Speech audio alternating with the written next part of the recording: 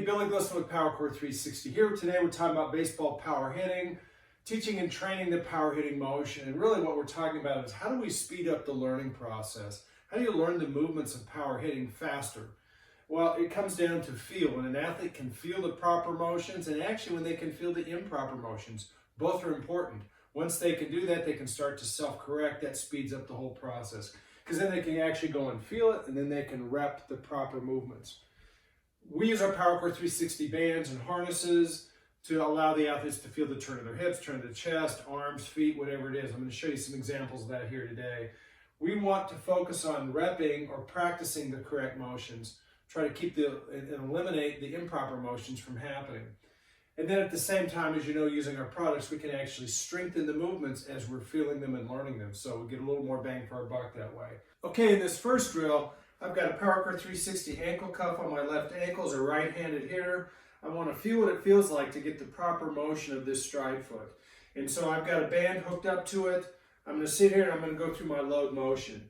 And as I go through my load motion, I really want my hands going back to load. And at the same time, I want to start working on getting kind of separation between my hands and my feet. So I'm going to start striding with this foot.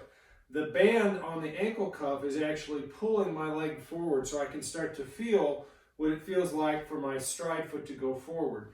Remember, we've talked about the importance of not opening up too early with this. So we don't want the toe opening up, we don't want this thigh opening up or the hip opening up before this foot hits the ground.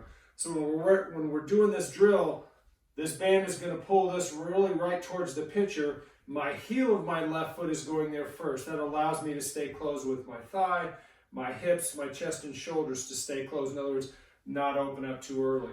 I don't want them to open until this front foot hits the ground. Then that heel hits the ground and then the rotation happens.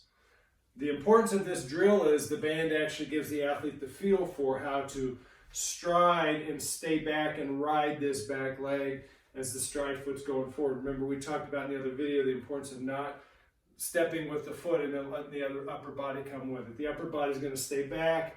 As we stride, we're going to create our power line and ride this back leg. Okay, in the second drill, I'm going to use the torso harness and the band to give the athlete the feel for how to actually turn and load their shoulders as they go into the load phase. So we're going to set them up at set up position, torso harness on, band hooked to my left underarm, and behind me about 45 degrees or straight behind my back. I'm going to sit in my ready position, and I'm just going to go into my load. As I'm going into my load, my shoulders are turning, my hips and spine are actually all turning, and this band on the torso harness actually rotates the shoulders a little bit, and I can get the feel as an athlete how to rep that. Once I feel it, I can learn it faster. When I can do that, then I can take the band off. After the band's off, then I've already got the feel for how to perform that movement. I can learn it faster that way.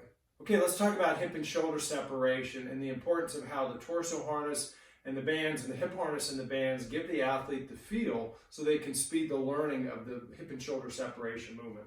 PowerCore 360 torso trainer up here, got a band hooked to my left underarm here. It's going off to my right. I've got a PowerCore 360 hip harness here, band on my right hip going off to the left.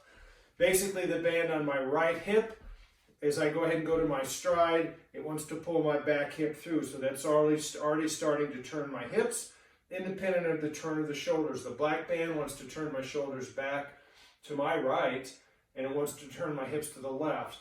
So as I go through my load, and then I go to my stride, I'm staying closed, and this band is helping me get the feel for how to keep my shoulders closed. And as this front foot hits and my heel goes into rotation, I'm starting to get the feel for what it feels like to have a stride, and more importantly, then to get hip and shoulder separation.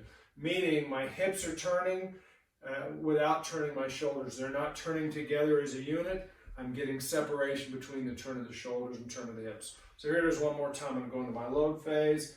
I'm going to go to stride, and as I go into heel plant, my hips are starting to turn.